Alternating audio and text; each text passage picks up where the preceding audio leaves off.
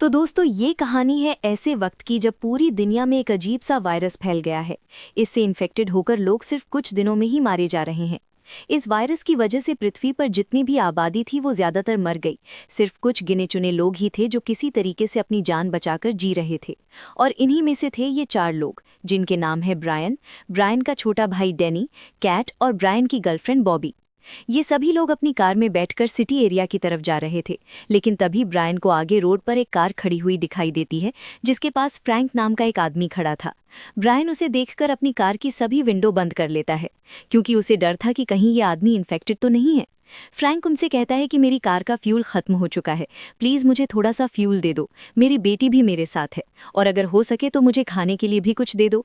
लेकिन ब्रायन उसे कुछ भी देने से साफ मना कर देता है और कहता है कि अपनी गाड़ी रोड से साइड करो और हमें जाने दो।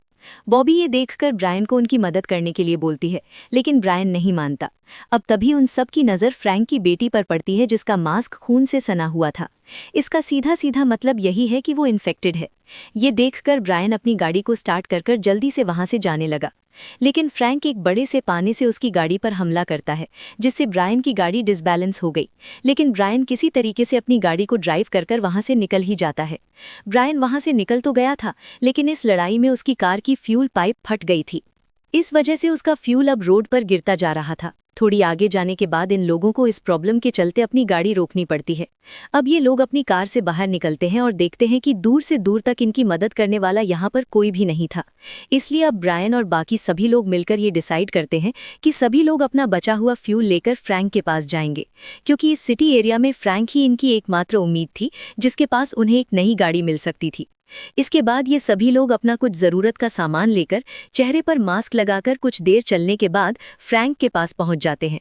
फ्रैंक भी यहाँ पर इन लोगों को वापस आता हुआ देखकर समझ जाता है कि हाँ, इन लोगों को मेरी कार चाहिए। फ्रैंक उनसे कहता है कि देखो, मैं तुम्हें अपनी कार तो दे दूंगा, लेकिन मेरी एक शर्त है। मैंने न्यूज़ पर यह सुना है कि कुछ डॉक्टर्स ने इस बीमारी का इलाज ढूंढ लिया है। वो डॉक्टर शहर में है, इसलिए सबसे पहले हम सभी लोग शहर में जाएंगे। ब्रायन यहाँ पर फ्रैंक से कहता है कि ऐसा कुछ भी नहीं है, तुम गलतफहमी में हो। अभी तक इस बीमारी का कोई भी एंटीडोट नहीं बना है और मुझे लगता है कि ना ही इसका एंटीडोट बन पाएगा। यहाँ पर फ्रैंक उनसे कहता है कि देखो, अगर तुम्हें मेरी गाड़ी चाहिए तो तुम्हें मेरी बात माननी होगी। फिर ये सभी लोग फ्रैंक की बात भी मान जाते हैं। इसके बाद इन लोगों ने फ्रैंक की गाड़ी को अच्छी तरीके से सैनिटाइज किया। ये करने के बाद वो लोग फ्रैंक और उसकी बेटी को गाड़ी की सबसे पीछे वाली सीट पर बिठाते हैं। उन्होंने उन दोनों के आसपास पॉलिथीन लगा दी थी ताकि ये वायरस उन तक ना पहुंच सके। खैर, अब इसके बाद ये सभी लोग गाड़ी में बैठकर सिटी की तरफ निकल पड़ते हैं, लेकिन रास्ते में चलते चलते इन्हें एक गाड़ी दिखाई देती है जिसे देखकर ब्रायन अपनी गाड़ी को रोक लेता है, क्योंकि ब्रायन को ये पता था कि उस गाड़ी के अंदर कुछ ना कुछ तो पेट्रोल होगा ही। इसके बाद ब्रायन और डैनी पेट्रोल लेने के लिए उस गाड़ी के पास जाते हैं। डैनी यहाँ पर गाड़ी के पास जाकर उसका दरवाज़ा खोलता है ताकि वो उसकी चाबी को निकाल सके। अब जब उसने दरवाज़ा खोला तो उसे उसके अंदर एक इन्फेक्टेड आदमी मिलता है जो कि शायद मरा हुआ है। डैनी बहुत ही शांति के साथ कार की चाबी को निकालने की कोशिश कर रहा था, लेकिन अब तभी उस इन्फेक्टेड आदमी की आंख खुल जाती है। लेकिन इससे पहले कि वो इन्फेक्टेड आदमी कुछ कर पाता, इससे पहले ही डैनी ने कार की चाबी निकाल ली थी। अब तभी ब्रायन भी वहां पर आ जाता है। अब ये दोनों भाई मिलकर यहाँ पर उस कार से कुछ पेट्रोल निकाल लेते हैं। खैर, अब इसके बाद अगले सीन में हमें दिखाया जाता है कि ये सभी लोग शहर पहुंच गए थे। शहर में पहुंचकर ये लोग देखते हैं कि शहर में कोई भी जिंदा नहीं है, सिर्फ जगह जगह गंदगी फैली हुई है। इस शहर में ये लोग अपनी गाड़ी को उस जगह पर लाकर रोकते हैं जिस जगह के बारे में फ्रैंक ने बताया था। अब ये सभी लोग गाड़ी से निकलकर अंदर की ओर जाने लगे। यहाँ पर फ्रैंक की बेटी भी फ्रैंक से जिद करती है कि मैं भी तुम्हारे साथ जाऊंगी। दरअसल फ्रैंक की बेटी नहीं चाहती थी कि वो अकेले कार में बैठे, उसे इस चीज से डर लग रहा था। ये देखकर बॉबी फ्रैंक से कहती है कि तुम टेंशन मत लो, मैं यहाँ पर इसके साथ रुकती हूँ। अब इसके बाद वो बाकी सभी लोग उस रिसर्च सेंटर के अंदर जाते हैं जो कि पूरी तरीके से खाली था। ये सभी लोग वहां पर घूमते घूमते एक ऐसी जगह पर पहुंच जाते हैं जहां पर बहुत सारी डेड बॉडी पड़ी हुई थी। अब तभी अचानक से वहां पर फ्रैंक की नज़र एक डॉक्टर पर पड़ती है। फ्रैंक उसे देखकर समझ जाता है कि ये वही डॉक्टर है जो कि इस बीमारी का इलाज बना रहा था। फ्रैंक जल्दी से उसके पास जाकर उससे पूछता है कि क्या तुमने इस बीमारी का इलाज बना लिया? अगर तुमने ऐसा कर लिया है तो जल्दी से मुझे वो दो, क्योंकि मेरी बेटी की हालत बहुत ही ज्यादा खराब है, वो जल्द ही मर सकती है। लेकिन वो डॉक्टर कहता है कि मैंने जो दवाई बनाई है उसका कोई भी भरोसा नहीं है। मैं पूरी तरीके से श्योर नहीं हूँ कि हाँ वो दवाई बिल्कुल काम ही करेगी। इस दवाई के काम करने के चांस 50% है, और अगर ये दवाई काम नहीं करी तो इस दवाई की वजह से पेशेंट की मौत भी हो सकती है। उस डॉक्टर ने यहाँ पर कुछ बच्चों को रख रखा था। डॉक्टर उस दवाई को उन बच्चों को देने के लिए जाता है। यहाँ पर ये चीज देखकर ब्रायन और बाकी सभी लोग उस डॉक्टर को रोकने की कोशिश करते हैं, क्योंकि अगर उस दवाई ने अपना काम नहीं किया तो वो बच्चे मारे जाएंगे। लेकिन वो डॉक्टर उन सभी को ये समझाता है कि अगर मैंने इन बच्चों को ये दवाई नहीं दी तो वैसे भी तो ये मारे ही जाएंगे, इसीलिए मैं 50% पर विश्वास करता हूँ। अगर वो 50% मेरा काम किया तो ये बच्चे बच जाएंगे।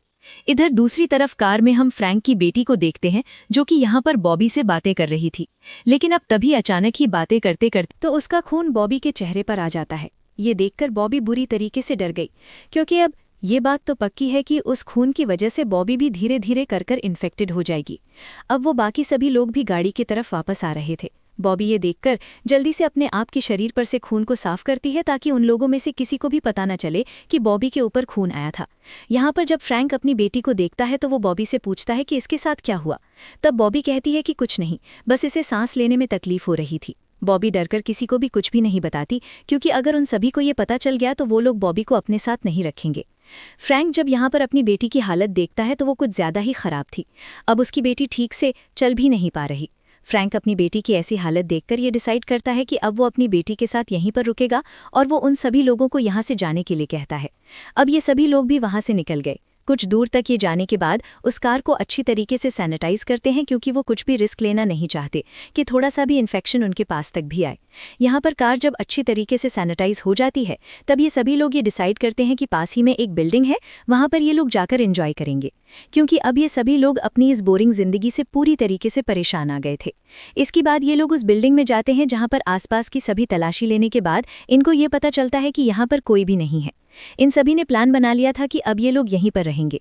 इधर दूसरी तरफ हम बॉबी को देखते हैं, जिसकी हालत भी अब धीरे धीरे कर खराब हो रही थी, क्योंकि अब बॉबी इन्फेक्टेड है। इतना सब कुछ हो जाने के बाद भी बॉबी किसी को भी कुछ भी नहीं बताती। इधर ब्रायन जब उस एरिया के पूल को देखता है तो वो बहुत ही ज्यादा गंदा था। वो एक डंडे की मदद से उस पूल को चेक करने लगा, लेकिन अब तभी उसके डंडे के नीचे एक डेड बॉडी आ जाती है, जिसे देखकर वो बुरी तरीके से घबरा गया। वो बस उस पानी में गिरने ही वाला था कि अब तभी उसका छोटा भाई डैनी आकर उसे बचा लेता है। अगर ब्रायन उस पानी में गिर जाता तो वो भी इन्फेक्टेड हो जाता, क्योंकि उस पानी के अंदर इन्फेक्टेड डेड बॉडी तैर रही थी। इस तरह आज ब्रायन की बाल जान बची। खैर, इसके बाद ये सभी लोग बाग के गार्डन में जाते हैं, जहाँ पर ये लोग बहुत ही ज्यादा मजे करते हैं। यहाँ पर ब्रायन खुशी से बॉबी के पास आने की कोशिश कर रहा था, लेकिन बॉबी भी उसके बिल्कुल भी करीब नहीं आती, क्योंकि उसे पता था कि अगर ब्रायन उसके करीब आया तो वो भी इन्फेक्टेड हो जाएगा, और वो ऐसा नहीं चाहती। वो बिल्डिंग बहुत ही ज्यादा बड़ी थी, इसलिए रात को भी लोग आसपास घूम ही रहे थे। अब तभी रात में ही अचानक से कोई इन लोगों पर टॉर्च की रोशनी डालता है। ये देखकर वो सभी लोग वहां से भागने लगे। वो टॉर्च वाले लोग भी इनका पीछा कर रहे थे। इस चीज से ये तो कंफर्म हो गया कि यहाँ पर इन लोगों के अलावा कोई और भी है, जो कि अब इन्हें ढूंढने की कोशिश कर रहा है।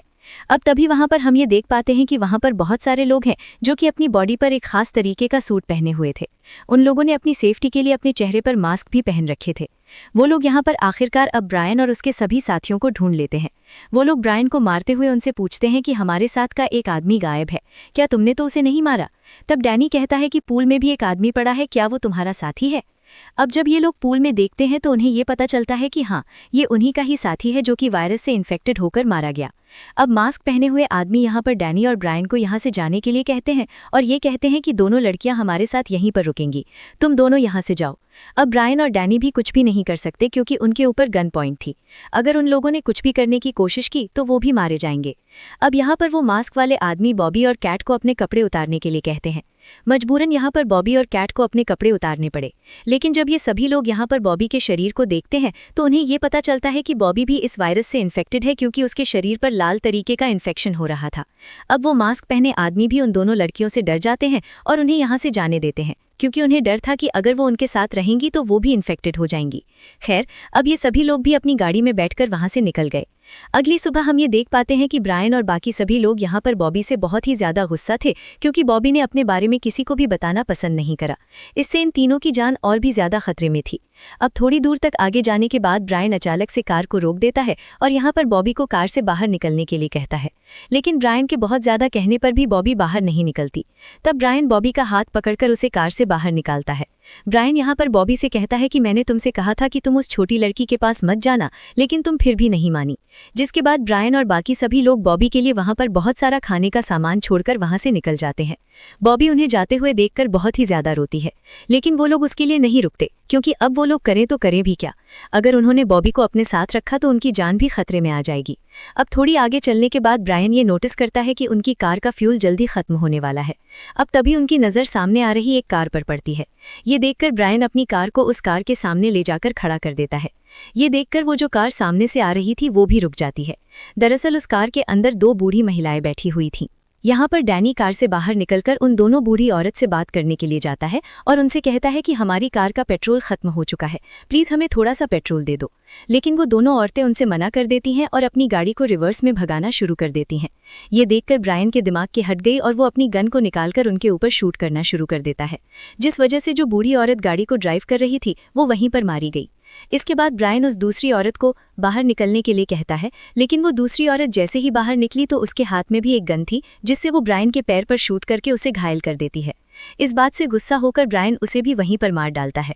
डैनी ने इस बीच ब्रायन को बहुत ही ज्यादा रोकने की कोशिश की थी, लेकिन ब्रायन ने उसकी एक भी बात नहीं मानी। इस बात को लेकर यहाँ पर इन दोनों भाइयों के बीच आर्ग्यूमेंट्स होना शुरू हो जाते हैं, लेकिन जल्दी ही इन दोनों भाइयों को रियलाइज हो जाता है कि ये वक्त लड़ाई करने का नहीं है, क्योंकि अब वो दोनों बूढ़ी औरतें तो मर चुकी हैं, इन्हें अब झगड़ा करने से कुछ भी नहीं मिलने वाला। अब क्योंकि ब्रायन के पैर में गोली लगी थी तो उसे बहुत ही ज्यादा दर्द हो रहा था। डैनी उसे जल्दी से गाड़ी में बिठाता है और गाड़ी को ड्राइव करते हुए एक पास के घर में जाता है। डैनी जल्दी से गाड़ी से बाहर निकलकर अंदर से डैनी के लिए दवाइयां लेने के लिए जाता है, लेकिन जैसे ही वो उस घर के अंदर पहुंचा तो वो देखता है कि उस घर का कुत्ता अपने मालिक को ही खा रहा था और अब वो कुत्ता डैनी को देखकर उस पर अटैक करने की भी कोशिश करता है, लेकिन डैनी ने उसे शूट कर उसे वहीं पर मार दिया। खैर, अब दवाइयां उठाकर डैनी वापस से कार के पास आ जाता है। डैनी अब